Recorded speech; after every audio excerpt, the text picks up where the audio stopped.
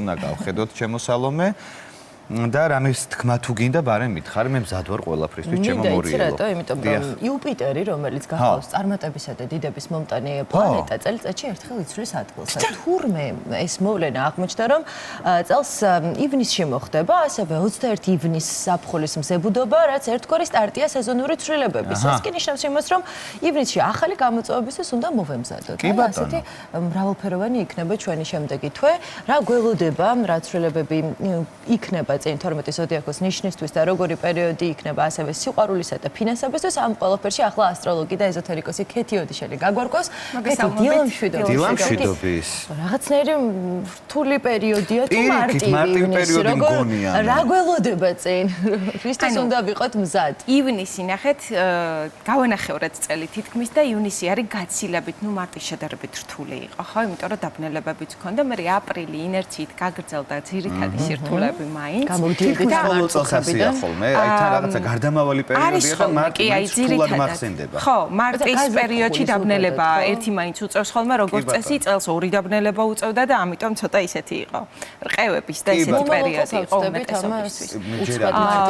მომავალ წელსაც დაახლოებით ამ პერიოდში გველის, ხო, მარტი-აპრილი არის ხოლმე ძირითადად დახუნძულული. თან მარტში არის ხოლმე ახალი წელი რეალურად სამყაროსოულად, ახალი ერთ-ერთი სტარტი, ანუ წლის დასაწყისი რეალურად მაგ დროს ხდება და ამიტომ რაღაც ძრები განსაკუთრებით მარტში არის ხოლმე გამოხატული. გადავახეთ, მოვიტოვეთ უკან და ივნისი არის გაცილებით პოზიტიური ყველასთვის, პირველ რიგში მინდა მაყურებელსაც ვახარო ასე ვთქვათ. და ძალიან მნიშვნელოვანი ცვლილებების მომტანი იქნება, როგორც უკვე აღნიშნეთ, პრინციპში იუპიტერი, რომელიც არის, თან ნახეთ, იუპიტერი არის ერთგვარი სადაც აი ადამიანის ნათალურ რუკაშიც ხო სადაც არ უნდა მოხდეს რა პოზიციაშიც ყველაფერს ესე აფართოებს ანუ ის არ გვეუბნება მაინც და მაინც რომ აი კარგს უფრო გავაზვიადებ ან კარგი უფრო მეტად იქნება კარგსაც და ცუდსაც ამაზე შევთანხმდეთ ხო და აი ეს ძირითადი ცვლილებები რომელსაც დაატყობს ხოლმე აუცილებლად თავის კვალს იუპიტერი გაცილებით უკეთესად იქნება ამ ერთი წლის განმავლობაში გამოხატული იმიტომ რომ მომავალი წლის ივნისამდე იქნება ეს იუპიტერი ძალაში შედის და უფრო უკეთესად რატო? იმიტომ რომ ტყუპების ნიშანი, რომელშიც აქამდე იყო პრინციპში, დიდად არ სწყალობს ტყუპების ნიშანს, იმიტომ რომ მისთვის არც თუ ისე სახარბიელო მდგომარეობა.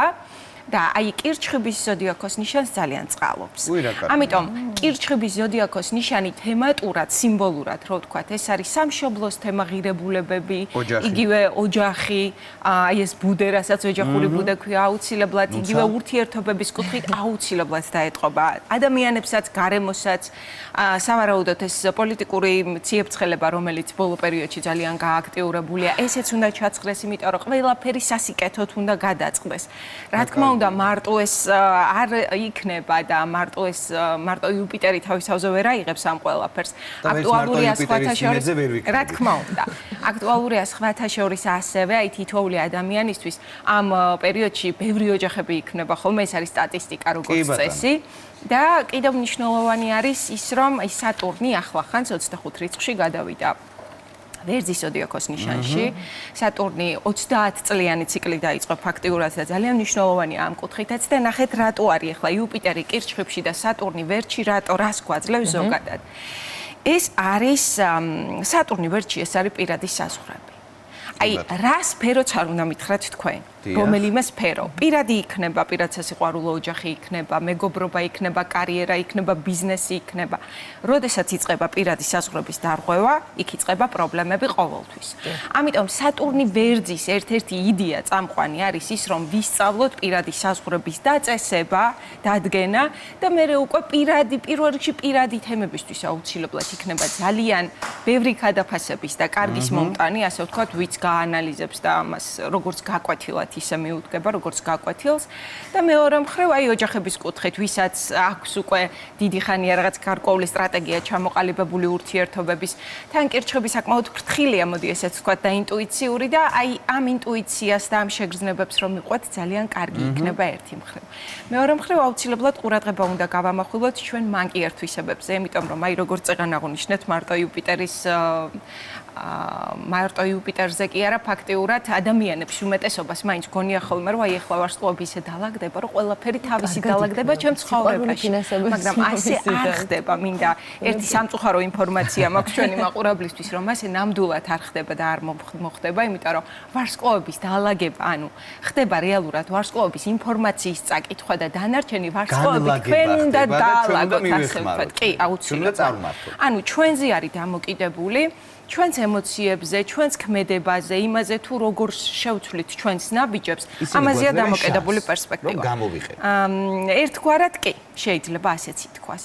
და ამიტომ ძალიან მნიშვნელოვანია ივნისი, როგორც უკვე აღნიშნეთ. ხო, ნახეთ, აი სატურნმა დაიწყო 30 წლიანი ახალი ციკლი. აქ იუპიტერი უკვე ბევრ საკითხში გვეხმარება, იმიტომ რომ კირჩხები მისი ერთ-ერთი შვილია, მოდი ესე ვთქვათ, და ძალიან უყვარს მასთან სტუმრობა.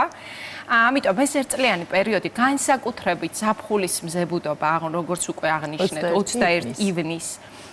ეს არის სეზონური ცვლილების ერთ-ერთი პერიოდი, ეს არის დღე, როდესაც ყველაზე დიდია მზის ენერგია და ყველაზე პატარა ღამეა, ყველაზე ხანმოკლე ღამეა, ესე ვთქვათ. შექსპირსაც ბრწყინვალეთ აქვს ზაფხულის ღამის სიზმარში, კი, რაც ამ ღამით მოხდება და დაგესიზმრება და რაზეც იოცნება აუცილებლად ახდება. ამიტომ ძალიან მნიშვნელოვანი პერიოდია ფორმირებისთვის. ეხლა ნახეთ ფორმირებისთვის რატომ? იმიტომ რომ კირჩხიბი ეზოთერული გაგებით ეს არის იდეის ჩასახვა და ფორმირება. აღსრულება უკვე ხდება ხოლმე თხის ნიშანში, იმიტომ რომ ეს ორი ერთმანეთის საწინააღმდეგო თემა არის. ანუ სიმბოლურად ის, რასაც საფუძველს ჩაუყრით ახლა ივნისში, აუცილებლად უკვე შედეგს გამოიღებს თხის პერიოდში, ანუ წლის ბოლოსთვის უკვე აუცილებლად შედეგი გვექნება. ან მაქსიმალურად უნდა ვიყოთ ნაყოფიერები, შევძლოთ ყოველ შემთხვევაში. და გავაანალიზოთ, გამოვიღვიძოთ რეალობიდან და დავაფიქსიროთ ის აქამდე რა ხდებოდა, როგორ ხდებოდა. მით უმეტეს აღნიშნეთ, რომ მარტი-აპრილი იყო ცოტა კრიზისული. ხო? აი გავაანალიზოთ, რატომ მოხდა ეს კრიზისები, რა აი ეს პირადი საზღვრები სად დავარღვიეთ. და ამის შედეგად უკვე გავწეროთ ის რაღაც ეფექტური ნაბიჯები და საერთოდ არ არის აუცილებელი, რომ ყოველი ნაბიჯი გავწეროთ, უბრალოდ აი ეს შედეგი რა გვინდა, კარგად უნდა ჩამოვაყენოთ. რისგან შევიკავოთ თავი? რა მოგვიტანს საფრთხეს, ანუ რა იქნება საფრთხის შემცველი? კი, აღნიშნოთ ახლა რა. ტყუპების პერიოდს გავდივართ. თან დახუნძლულია ნახეთ ფაქტიურად მერკურიც, გონების მართველი პლანეტაც გადავიდა ტყუპების ნიშანში. ერთი მხრივ ტყუპები ეს მერკურიანელია, მერკური არის ესეთი ქაოსის, ბიზნესის, მოძრაობის პლანეტა და ერთი მხრივ ძალიან კარგია, იმიტომ რომ ბევრ შანსებს გვაძლევს, რამდენიმე საქმე ერთდროულად ძალიან მობილურები შეიძლება ვიყოთ, ნაყოფიერები, მაგრამ ტყუპების პრობლემა ძირითადად ისევ როგორც ყველა ნიშანს აქვს, ძირითადად არის ის, რომ დაწყებული საქმეები შეიძლება ბოლომდე არ მივიყვანოთ. შეიძლება ყურადღება გაგვეფანტოს, სხვა რაღაცაზე გადავართოთ. ერთი.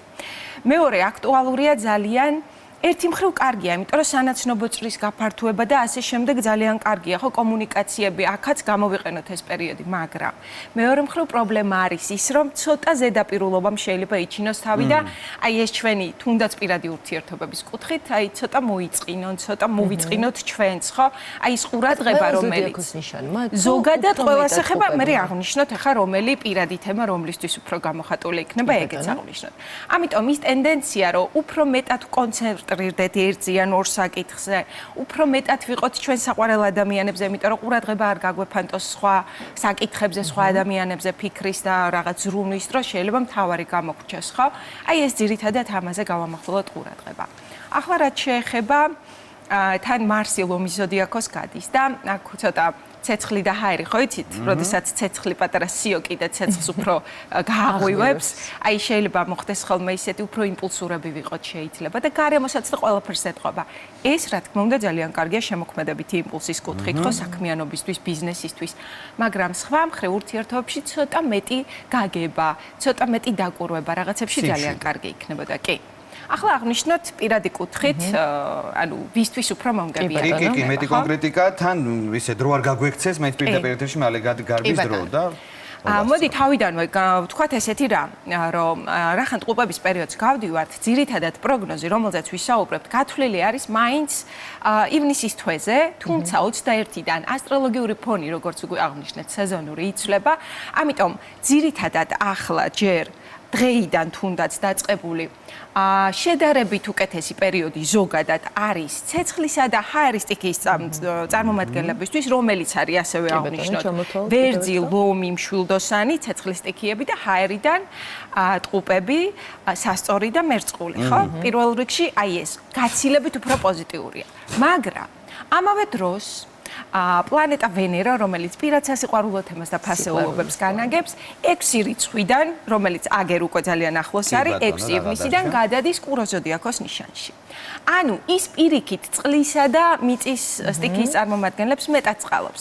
შესაბამისად, ორივესთვის პერიოდი, როგორც უკვე აღნიშნეთ, ყველასთვის უფრო სწორად, ყველა სტიქიის წარმომადგენლისთვის და ყველა ზოდიაქოსთვის კარგია, უბრალოდ მიწისა და წყლის სტიქიის წარმომადგენლებისთვის შედარებით უკეთესია პირად სასიყვარულო კუთხით, ფასეულობების კუთხით, თქვენი მინდები და სურვილები უფრო მეტად შეიძლება დაკმაყოფილდეს ამ პერიოდში და რომელი მიეკუთვნება ასევე არ გამოგრჩეს ეს სტიქიებს, იმიტომ რომ მაყურებელმა შეიძლება არ იცოდეს, ეს არის კურო, ქალწული და თხისრქა.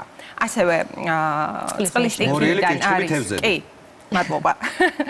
ეხლა ვთქვათ ზოგადი პროგნოზი, მაინც რა თქმა უნდა, ამ თვის ტყუპების პერიოდსაც თავის ფავორიტები რა თქმა უნდა ყავს. იგივე ამ პერიოდში შემიძლია პირად სასიყვარულო თემით განსაკუთრებით გამოვარჩიო მერწყულები, იმიტომ რომ მერწყულებისთვის არის ძალიან ეფექტური პერიოდი, როგორც აი ეს შემოქმედებითი ენერგიაც და ყველანაირად იქნება ძალიან ეფექტური, მაგრამ დავიწყოთ ახლა თავიდან, ვერძიდან და მივყვეთ ყველას, ხო? ვერძის ზოდიაქოს ნიშნისთვის ძალიან ეფექტური პერიოდი არის კომუნიკაციებისთვის, ახალი ნაცნობობისთვის, აი მანამდე თუ რაღაცა არ გიწყობდათ ხელს, ეხლა უკვე აუცილებლად უნდა განიავდეთ.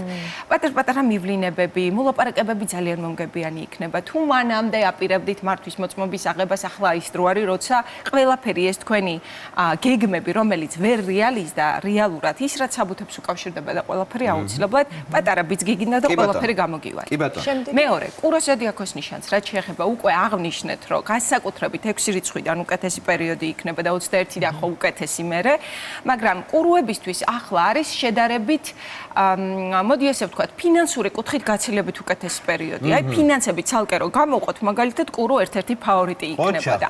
მატერიალური კუთხით შეიძლება რაღაც მატერიალური საჩუქრებიც მიიღოს. ასევე მოლაპარაკებებით სხვათა შორის, იგივე ბიზნეს და სხვა მოლაპარაკებებით ნაყოფიერად წარიმართოს და შედეგები მალევე დაიდოს. ტყუპების ზოდიაქოს რაც შეეხება, ტყუპები რა თქმა უნდა ფავორიტია, იმიტომ რომ მზეც, მერკურის და იუპიტერიც, დიადი იუპიტერიც ჯერჯერობით ტყუპების ზოდიაქოს ნიშანს გადის, შესაბამისად ჯერჯერობით გამოიყენეთ ეს პერიოდი, იმიტომ რომ ყველაფერი ფორტუნა მოკლეს თქვენს მხარესაა. ტყუპების მხარეს ეს იქნება პირადი თემა, ეს იქნება კარიერა თუ სხვა ნებისმიერი, უბრალოდ არ გადაამეტოთ რაღაცებში და ბევრ რაღაცებს ნუ შეეჭიდებით ის რაც დაწყებული გაქვთ ის მიიყვანეთ ბოლომდე. კირჩხიბის ზოდიაქოს ნიშანს რაც შეეხება კირჩხიბებს ასტროლოგიაში ესე ვეძახით ხოლმე დააბადების წინა პერიოდს გადიან. ანუ ეს რას ნიშნავს? უფრო მოწყვლადები არიან, კირჩხიბი ისედაც სენსიტიურია და ამას მიაქციან ყურადღება, რომ აი ხასიათი შეიძლება ერთ მომენტში გაუფუჭდეთ და რაღაცა წუთში შეიცვალოს ხოლმე. ამიტომ ყურებს ნუ ჩამოყრიან, აუცილებლად უკეთესი პერიოდი. ხო. უკეთესი პერიოდი იქნება განსაკუთრებით 21-დან უკვე მზე თქვენია, ჩათვალეთ და მანამდე ესეთი პერიოდი გაქვთ შინაგანი ძვრები, გაანალიზეთ რაღაცები, არ არის აუცილებელი რომ თქვენი თავის წინააღმდეგი მოქმედოთ რაღაც საკითხებში, ახლა უბრალოდ რაღაცები შეგიძლიათ დაგეგმოთ. აქტუალური შეიძლება იყოს რაღაც იზოლაციური საკითხებიდან გამოსვლაც ხო და ეფექტური იყოს შეიძლება კიდე ემიგრანტებთან დაკავშირებული პროექტები ან ემიგრაციასთან დაკავშირებული თემები, ამასაც მივაქციოთ ყურადღება, ხო? ლომი ლომი არის ცეცხლის ერთ-ერთი სტიქიის წარმომადგენელი და პერიოდი არის ფანტასტიკური, ყველა ლომის გასაგონად მინდა ვთქვა. ამ შემთხვევაში ფაფარს და ფრთებს აბსოლუტურად გაშლით. ეს არის თქვენი მე-11 სახლის აქტივაციის ზონა, რომელიც უკავშირდება სოციალურ აქტივობებს, ღონისძიებებს, ფინანსებსაც, რომელიც შეიძლება მაგალითად კარიერულად შემოსავლების ზრდა, ანუ იგივე ხელფასის მომეტება ან რაღაც სხვა საკითხს უკავშირდებოდეს დამატებით. ასევე შეიძლება იყოს ახალი სამეგობრო წრის შეძენა და არ არის გამორიცხული პირად თემაში კონდეთ სიახლეები, იმიტომ რომ ამ პერიოდში განსაკუთრებით ლომების შარმი და მიმზიდველობა ძალიან მატულობს. გადავედით ქალწულზე. 2 წუთი დაგვრჩა და მინდა რომ ყველა მოვასწრო. ქალწულის ზოდიაქოს ნიშნისთვის აქტუალურია კარიერული საკითხები, ძალიან ისეთია თანმიმდევრულია და კარგი პერიოდი აქვს პრინციპში ამ დროს ნაკლოვანებაც არაფერი არაფერი არ აქვს, აი რჩევა ისეთი რომ მივცე რას მიაქცია ყურადღება, იმიტომ რომ თვითონ სახასიათო შტრიხები იმდენად განვითარებული აქვთ, რომ ეხლა ყველაფერი ხელს შეუწყობთ მათ განვითარებას. სტატუსის თემასთან შეიძლება რაღაც სტატუსი შეემატოთ, ეს სტატუსი შეიძლება იყოს დედობა, მამობა და ასე შემდეგ. გადავედით ქორწინებაც მათ შორის, ხო? გადავედით სასწორი ზოდიაქოს ნიშანზე და სასწორებისთვის პერიოდი არის. ერთობ საინტერესო ჰაერისტიკის წარმომადგენელია სასწორი და ის თავგადასავლები მასაც უყვარს და ის ზუსტად თავგადასავლების ზონა ერთვება. არ არის გამორიცხული მოგზაურობა მოუწიოთ, ან დაგეგმეთ თუ შეგიძლიათ, რა თქმა უნდა და გაიფერადეთ თქვენი რეალობა, იმიტომ რომ კარგი პერსპექტივები, ახალი პროექტებით დაკავდით, კარგი უცხოეთთან დაკავშირებით, განსაკუთრებით და განათლებასთანაც ვიტყოდი, იმიტომ რომ კარგი შედეგები შეიძლება დადოთ. მორიელებისთვის არის ტრანსფორმაციული პერიოდი ერთი მხრივ, მაგრამ მეორე მხრივ ყურადღება მინდა თქვენი გადავიტანო. ერთი ის რომ პარტნიორობის თემას მიაქციოთ ყურადღება, იმიტომ რომ ძალიან მომგებიანი შეიძლება იყოს როგორც განსაკუთრებით 6 რიცხვის მერე, როგორც ბიზნესის კუთხით, ასევე ნებისმიერი კუთხით ეს შეიძლება იყოს პირად სასიყვარულო თემა, ანუ ნებისმიერი თემა, რომელიც პარტნიორობას ეხება, თუნდაც შეიძლება იყოს ძალიან ეფექტური. რაღაც საქმე წამოიწყეთ ერთად. გარდა ამის, ამ საქმისა, ხო? ხო, ამიტომ ეს ტრანსფორმაციული პერიოდი შეგიძლიათ ეფექტურად გამოიყენოთ. ასევე შეიძლება იყოს აქტუალური მემკვიდრეობასთან დაკავშირებული საკითხებიც. გადავედით მშვილდოსანზე. მშვილდოსანი არის ცეცხლოვანი სტიქიის წარმომადგენელი, ასევე მშვილდოსნისთვისაც ერთ-ერთი საუკეთესო პერიოდია, იმიტომ რომ მშვილდოსაც ერთადერთი რჩევას მივცემდი, რომ ისედაც თავგადასავლები ძალიან უყვარს, როგორც უკვე აღნიშნეთ. ხო, არც აკლიათ და თან უყვართ. თან ბუნებით ისეთი მსოფლმხედველობა აქვს, ფილოსოფოსია ნატურით და ყველა საკითხს უდგება მტერი, მისთვის მტერი არაა, რაღაც გაგებით მოკლედ, ასე ვთქვათ. და ეხლა პერიოდი არის მისი სანაცნობო წრე ძალიან იზრდება. შეიძლება ისეთმა ადამიანებმა მიაქციონ ყურადღება და წინწაწიონ საქმეში, ნებისმიერ საქმეში, რომელსაც აი ეხლა დღეს გაიცნო და ხვალ რაღაცა აბსოლუტურად შეიცვალა მის ცხოვრებაში ყველაფერი. არ არის გამორიცხული ესეთი რამაც მოხდეს. ამიტომ ძალიან ეფექტური პერიოდია გამოიყენონ, ერთადერთი რჩევას მივცემდი, რაშიც თავი უნდა შეიკავონ, პირად ურთიერთობაში თუ უკვე არიან, ცოტა ჭკვიანეთ იყვნენ ამ კუთხით, იმიტომ რომ რაღაც ინტრიგების ალბათობა დიდია. დარჩნენ პირადში. გადავედით თხისკი. თხისკის ზოდიაქოს ნიშანს, რაც შეეხება პერიოდი არის ერთი მხრივ ეფექტური, მაგრამ უფრო თხისკა ბუნებით კონსერვატორია, უბრალოდ რაღაც წრულმანებით და რაღაცების გადაადგილებით და ალგორითმით, სტრატეგიის გაწერით უფრო მეტად დაკავდეს ჯობია. ამ პერიოდში და რაღაც მნიშვნელოვანი სხვა პროექტები უკვე ცოტა მომდევნო პერიოდში განახორციელოს აუცილებლად. პირადი კუთხით გაცილებით უკეთესი პერიოდია, ამავე დროს ესეც აღნიშნოთ თხისკებს. მერწყულის ზოდიაქოს ნიშანს, რაც შეეხება პერიოდი არის ბრწყინვალე, როგორც უკვე თავიდან დავიწყე, როგორც პირად სასიყვარულო კუთხით, ასევე შემოქმედებითი კუთხით ბრწყინავენ, მოკლედ მერწყულები და აუცილებლად უნდა კარგავენ ესეთ პერიოდს. იგივე მეგობრებთან ერთად შეუძლიათ რაღაც პროექტები წამოიწყონ და იზრუნონ ისეთ თემებზე, რომელიც ასევე მანამდე არ გამოსდიოდათ შეიძლება, მაგრამ ეხლა მოკლედ ფორტუნა წყალობს ძალიან მერწყულებს. პირადი კუთხითაც, საოჯახო კუთხითაც და ნებისმიერი თემით. და თევზები, მე მგონი არავინ გამოგრჩა. თევზების ზოდიაქოს რაც შეეხება, სენსიტიურია თევზებით ძალიან, მაგრამ ამ პერიოდში თევზების სამოქმედო ზონა არის ოჯახი, ოჯახური სცენარები. თუ ოჯახის შექმნას აპირებდით, მშვენიერი პერიოდია, მინდა მივმართოთ თევზებს. კი. ან მათთვისაც ხო, შეიძლება ადამიანი მაგალითად ასცენდენტით იყოს თევზები, ხო, ან სხვა პლანეტები და მიაქციათ ამითაც ნებისმიერ სხვა ზოდიაქოს ნიშანს. ამ კუთხითაც მიაქციათ აუცილებლად, სხვა შემთხვევაში ანუ ოჯახური თემა რა შეიძლება იყოს? ნახეთ, სახლი უძრავი ქონება, მაგალითად ბიზნესი აქვს ვიღაცას, ხო? აი ახლა უკვე კარგი პერიოდი აქვს, მანამდე თუ რაღაც ჩავარდნა ქონდა, ახლა უკვე კარგი პერიოდი იქნება და ერთი რჩევა ყველა ზოდიაქოს ნიშანს. განსაკუთრებით ახლა ძალიან აქტუალური არის ვერბალური მაგია. ვერბალური მაგია ეს არის სიტყვის ძალა. დადებითი კუთხითაც და უარყოფითი კუთხითაც. ეს არის ლოცვაც, ეს არის წყევლაც, როგორც უკვე ვიცით, ხო? სხვადასხვა ტრადიციებიდან და ასე შემდეგ. ამიტომ თქვენ რა თქმა უნდა ამიტომ თითოეულ სიტყვას ძალიან დიდი მნიშვნელობა აქვს სწორედ ახლა. და თითოეული სიტყვის ძალით შეგიძლიათ შეცვალოთ მთელი თქვენი ცხოვრება. ამიტომ გისურვებთ, რომ ძალიან გამოიყენოთ თითოეული ეს თქვენი სიტყვა, იმიტომ რომ არის ერთ-ერთი ყველაზე დიდი ინსტრუმენტი, იმიტომ რომ პირველი იყოს სიტყვა, ხო?